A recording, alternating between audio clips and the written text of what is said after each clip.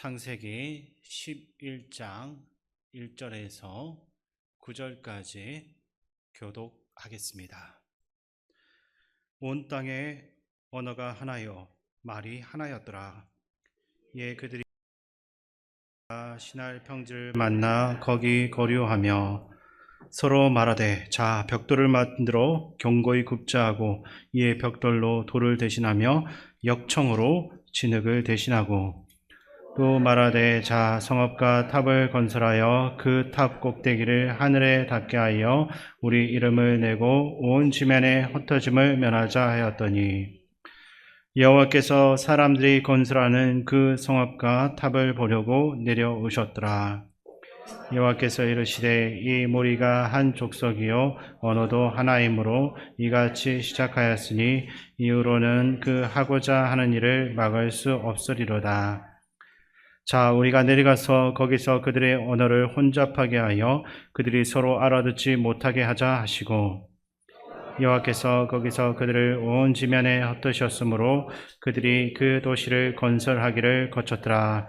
그러므로 그 이름을 바벨이라 하니 이는 여호와께서 거기서 온 땅의 언어를 혼잡하게 하셨음이니라. 여호와께서 거기서 그들을 온 지면에 흩으셨더라. 아멘. 네.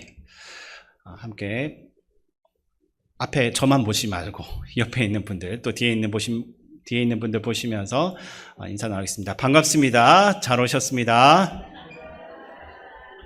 네. 온 세상이 하나의 언어를 사용하던 시대가 있었습니다. 흥미로운 것은 현대 언어학, 특히 비교 언어학이 발전할수록 성경의 이 기록과 맞닿아 있는 연구 결과들이 나오고 있다는 점입니다. 많은 언어학자들은 오늘날의 여러 가지 말들이 하나의 공통된 뿌리에서 갈라져 나왔을 가능성이 매우 크다라고 보고 있습니다. 대표적인 인물이 영국의 언어학자인 윌리엄 존스입니다. 그는 인도의 고대 언어였던 산스크리트어와 그리스어, 라틴어를 비교 연구하던 중에 서로 멀리 떨어진 지역에서 사용되었던 언어임에도 놀라운 정도로 비슷한 점이 많다라는 사실을 발견했습니다. 특별히 아버지, 어머니, 형제를 뜻하는 단어들이 매우 유사했다고 합니다. 그런 이러한 공통점은 단순한 우연으로서 설명하기가 어렵다고 보고, 이 언어들이 하나의 공통된 조상 언어에서 갈라져 나왔을 것이다 라고 주장했습니다. 이런 연구를 계기로 오늘날 언어학에서는 인도, 유럽 어족처럼 여러 언어가 하나의 공통 조상어에서 분화되었다고 보는 계통 분류가 널리 받아들여지고 있습니다. 물론 모든 언어가 단 하나의 원시 언어에서 시작되었다라고 학계가 확정한 것은 아닙니다. 그러나 여러 언어가 공통된 뿌리를 가지고 있을 가능성은 충분히 인정되고 있습니다. 이런 연구들은 창세기 11장이 말하고 있는 온 세상이 하나의 언어를 사용했다라는 이 기록과 흥미로운 접점을 보여주고 있는 것입니다. 물론 이것이 창세기의 기록을 직접 증명하는 것은 아니겠지만 언어의 기원을 연구하는 과정에서 성경의 기록과 연결되고 있는 부분이 있다라는 점은 주목할 만하다라고 할 수 있습니다. 그렇다면 이제 창세기 11장 본문으로 돌아가서 실제적으로 사람들의 언어가 어떻게 나뉘게 되었는지 그 이야기를 함께 살펴보기를 원합니다. 2절과 4절 말씀을 제가 읽어드리겠습니다.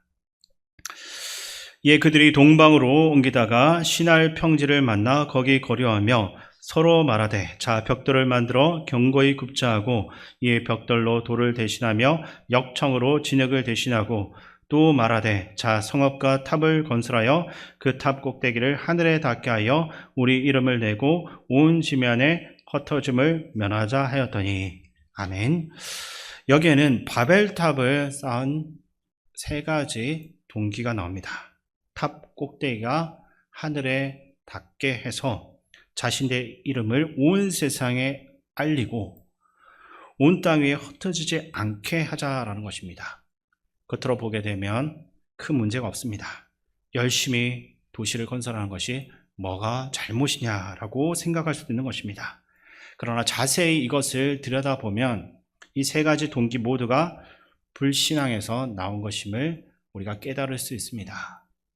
먼저 하늘에 닿게 하자는 말부터 한번 살펴보겠습니다. 왜 사람들은 갑자기 이렇게 높이에 집착을 했겠습니까? 단순히 전망이 높은 곳에 또 좋은 곳에 살고 싶어서가 아닙니다. 홍수 이후의 인류는 아마도 공통된 트라우마를 가지고 있었던 것으로 보여집니다.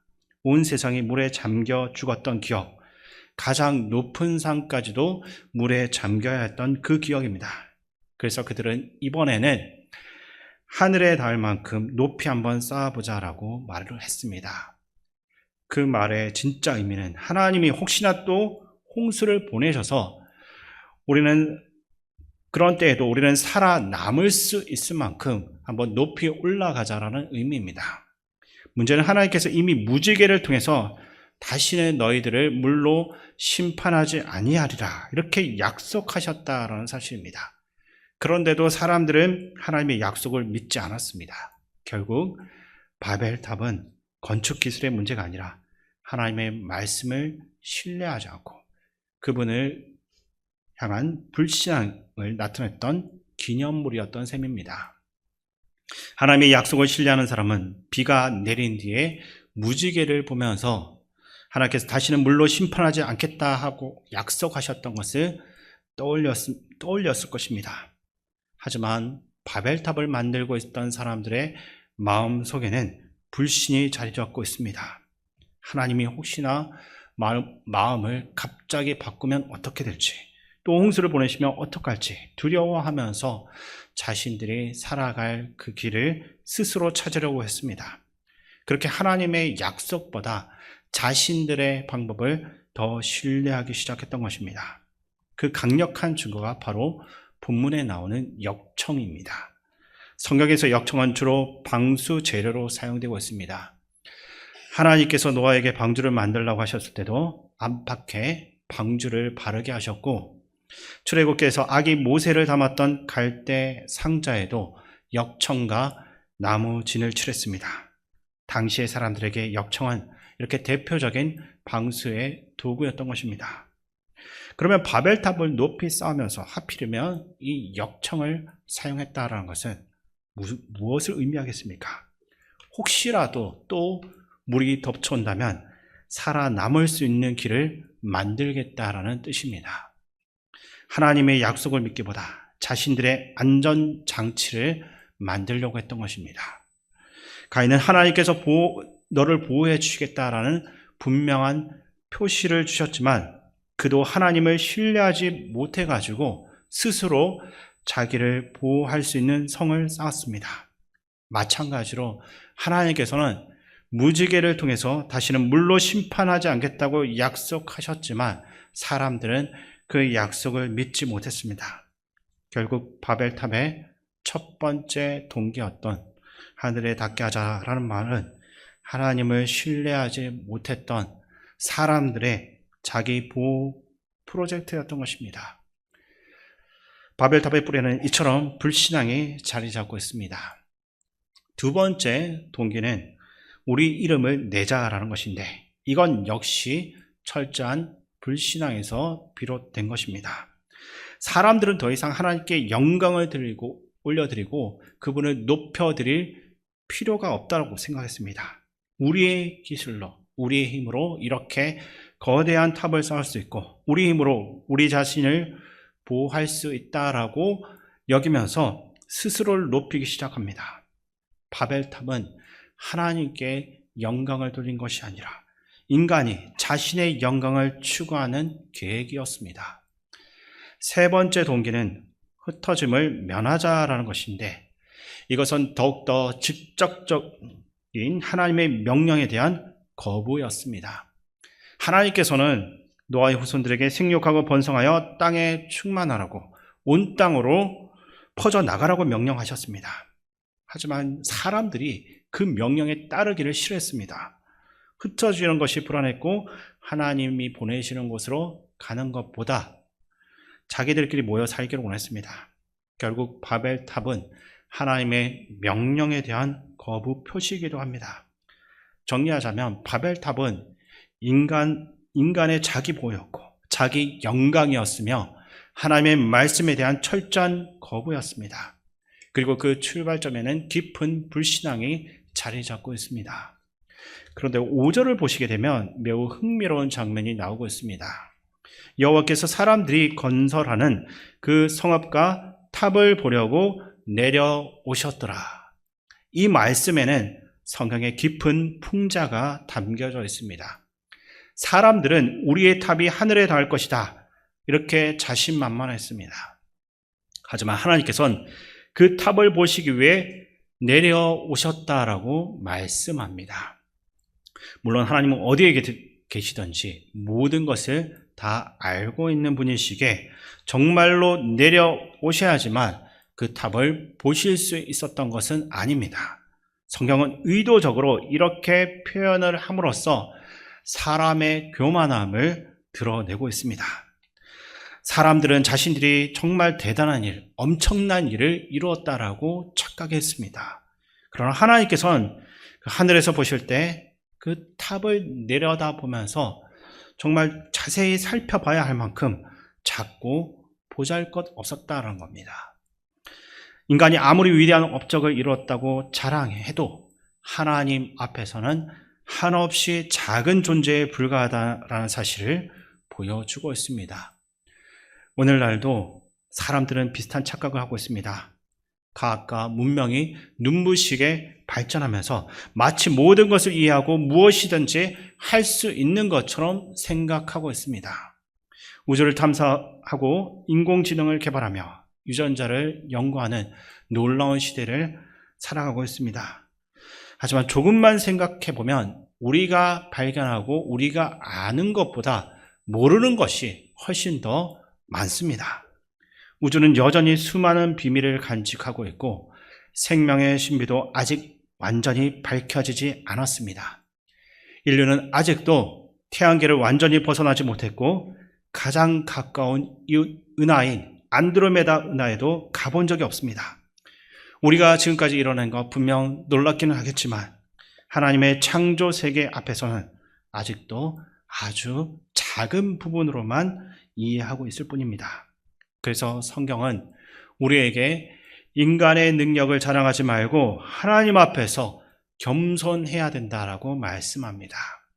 우리의 지식과 기술이 아무리 발전해도 하나님을 대신할 수 없습니다.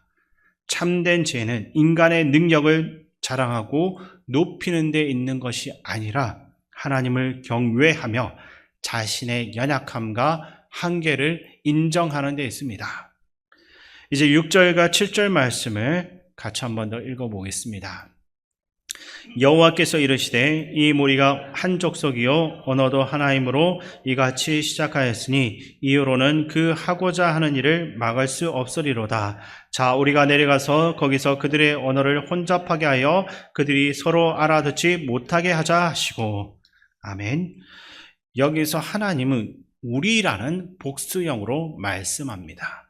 이 표현을 삼위일체 하나님을 암시하고 있는 것으로 이해하는 견해도 있고 하나님께서 천상의 회의 가운데 말씀하시는 장면으로 보는 견해도 있습니다.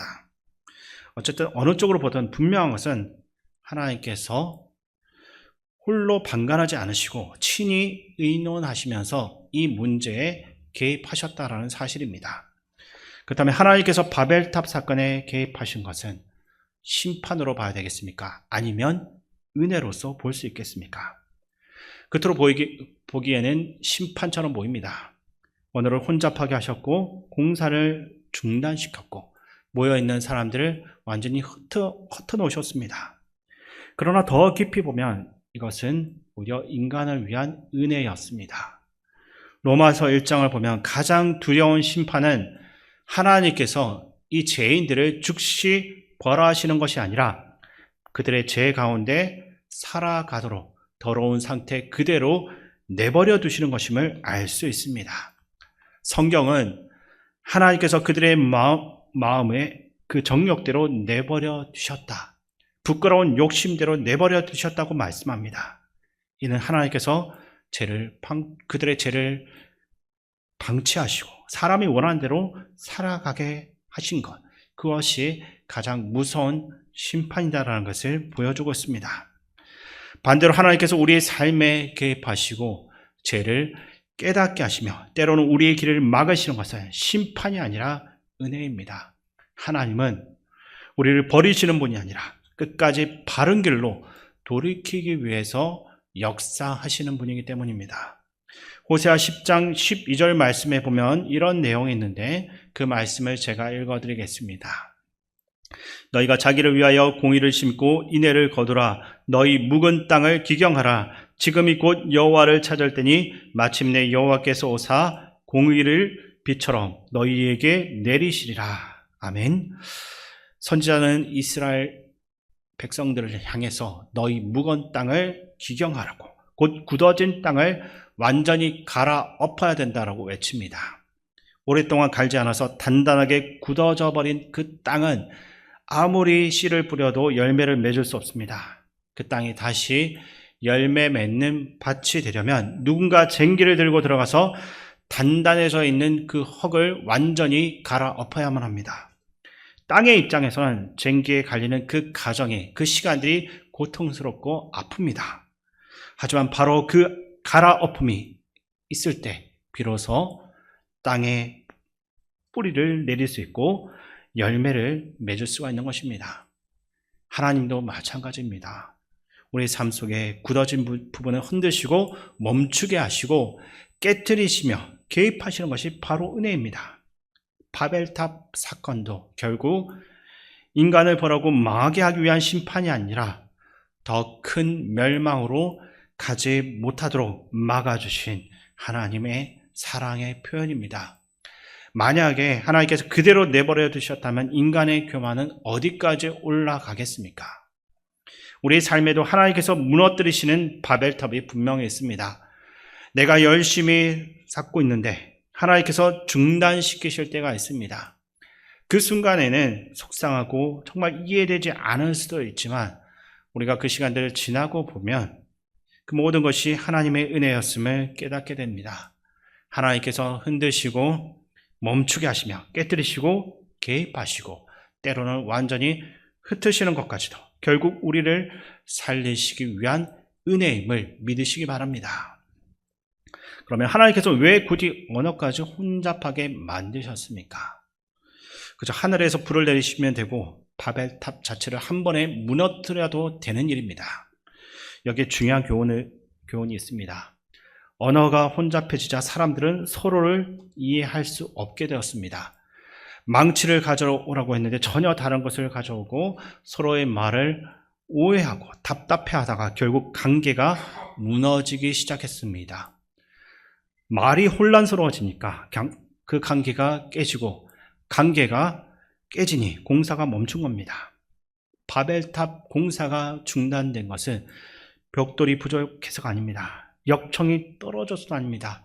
기술력이 부족해서도 아닙니다. 서로 말이 통하지 않았기 때문입니다.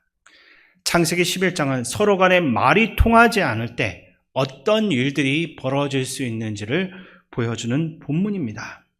오스트리아 철학자 비트겐슈타인은 언어의 한계는 세계의 한계라는 말을 남겼습니다.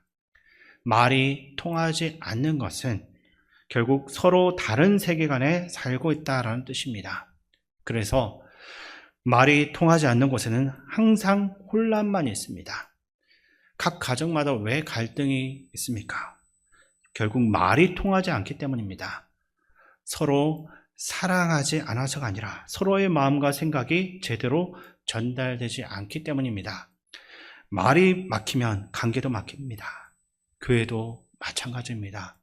목회자는 믿음의 언어를 말하는데 성도들이 그 언어를 이해하지 못하게 되면 혼란이 찾아옵니다. 하나님께서 인도하신 그 길을 바라보지 못하게 되면 공동체는 결코 하나 될 수가 없습니다. 반대로 하나님께서 같은 믿음의 언어를 주실 때 공동체는 놀라운 일을 이룰 수 있게 되는 것입니다. 서로 다른 생각과 배경을 가지고 있어도 하나님께서 주신 비전을 함께 이해하고 붙들면 맡기신 선교의 사명까지도 넉넉히 감당하게 될 것입니다. 그래서 우리는 같은 언어를 사용하는 것보다 같은 믿음의 언어를 사용하는 것이 훨씬 더 중요하다고 할 수 있습니다. 이제 본문 8절 말씀 제가 읽어드리겠습니다. 여호와께서 거기서 그들을 온 지면에 흩으셨으므로 그들이 그 도시를 건설하기를 거쳤더라. 아멘. 여기서 중요한 단어 흩으셨다가 나오고 있습니다. 사람들은 모이기를 원했지만 하나님은 흩으셨습니다. 왜냐하면 하나님께서 처음부터 노아의 후손들에게 주신 명령은 땅에 충만하라는 것, 곧 온 세상 곳곳에 퍼져 나가라는 것입니다. 그런데도 사람들이 그 명령에 순종하지 않자 하나님께서 직접 개입하셔서 그들을 흩으셨습니다.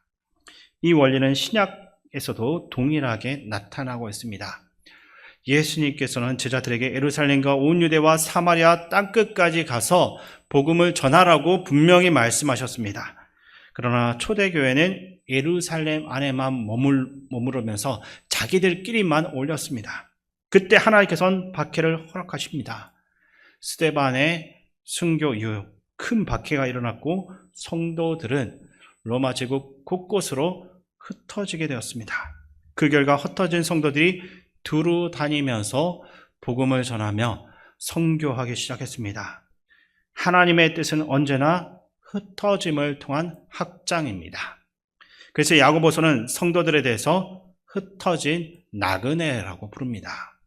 하나님께서 세상 가운데 뿌려놓으신 사람들이라는 뜻을 가지고 있습니다. 빛의 사명도, 소금의 사명도, 향기의 사명도 모두 흩어지는 일입니다. 소금이 한 곳에서만 뭉쳐 있으면 음식의 맛을 낼 수 없습니다.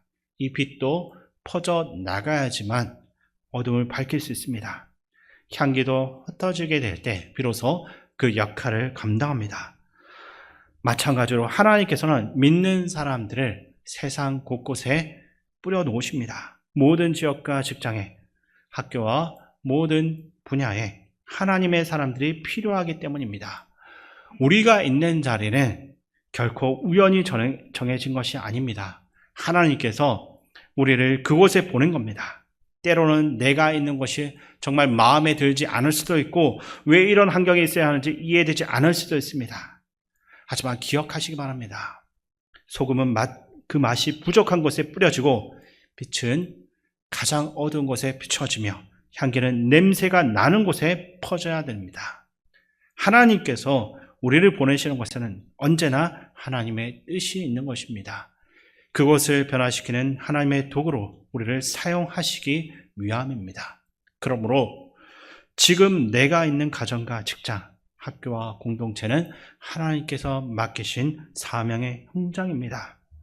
또한 이번 단기 선교를 위해 나아가고 있는 태국 땅 역시 하나님께서 복음을 전하도록 보내시는 사명의 땅입니다. 하나님은 우리가 있는 곳마다 그리스도의 향기를 나타내며 복음의 빛을 비추는 삶을 살아가기를 원하십니다. 이제 마지막으로 바벨탑과 반대되는 것을 성경에서 찾아보려고 하는데 이 바벨탑 사건은 성경의 여러 장면을 통해서 놀랍게 회복됩니다. 특별히 세 가지 장소를 생각해 볼 수 있습니다. 첫 번째는 마가의 다락방입니다. 바벨에서는 하나님께서 언어를 혼잡하게 하셔서 사람들이 서로의 말을 알아듣지 못하게 됐습니다. 소통은 끊어지고 결국 사람들은 뿔뿔이 흩어졌습니다. 그러나 오순절 성령 강림절 때 정반대 일이 벌어졌습니다. 각 나라에서 온 사람들이 자기 언어로서 하나님의 큰 일을 들었던 것입니다. 성령님께서 막혔던 소통을 회복시키셨던 것입니다. 바벨의 분열이 성령 안에서 하나됨으로 바뀌었습니다. 두 번째는 베델입니다. 바벨탑은 인간이 자신의 힘으로 하늘에 올라가서 하나님과 맞먹으려고 하나님께 이르려고 했던 시도였습니다. 그러나 그 계획은 철저하게 실패했습니다. 반면에 베델에서 야곱이 본 사다리는 하나님께서 하늘에서 땅으로 내려주신 길이었습니다. 인간은 자신의 힘으로는 결코 하나님께 갈 수 없습니다. 하나님께서 먼저 찾아오시고 길을 열어주셔야지만 하나님을 만날 수 있습니다. 바벨은 인간이 만든 길이었고 베델은 하나님께서 열어주신 길이라는 것을 우리가 기억해야 됩니다. 세 번째는 골고다 언덕입니다. 이 바벨은 인간이 스스로 높아지려고 했던 자리였지만 골고다는 하나님의 아들이신 예수님께서 우리를 위해서 가장 낮아지신 자리였습니다. 인간은 자신의 이름을 높이려고 했지만 예수님은 우리를 구원하시기 위해 자신을 낮추시고 십자가를 지셨습니다. 그리고 그 십자가를 통해 하나님과 인간 사이를 가로막던 죄의 담을 허무시고 사람과 사람 사이의 그 막힌 담을 완전히 허물어 주셨습니다. 바벨에서는 언어가 갈라지고 사람들이 흩어졌지만 골고다에선 십자가의 은혜로 하나님과 화목하게 되었고 서로 나뉘었던 사람들이 하나 되는 길이 열렸습니다. 결국 바벨은 교만이 만든 분열의 자리였지만 마가의 다락방과 베델 그리고 골고다는 하나님께서 은혜로 회복을 이루신 자리였습니다. 인간은 교만으로 나뉘지만 하나님은 은혜로서 다시 하나 되게 하셨습니다. 우리 교회가 하나님께서 세우신 바벨탑이 되기를 원합니다. 마가의 다락방처럼 성령이 충만한 교회, 베델처럼 하늘 문이 열리는 교회, 골고다처럼 화해와 회복이 일어날 수 있는 교회가 되기를 원합니다. 무엇보다 인간의 이름은 사라지고 오직 하나님의 이름만이 높아지는 교회가 되기를 원합니다. 그리고 하나님께서 우리를 보내신 그 자리에서 빛과 소금, 향기로서의 역할을 감당해낼 수 있기를 주님의 이름으로 축원드립니다.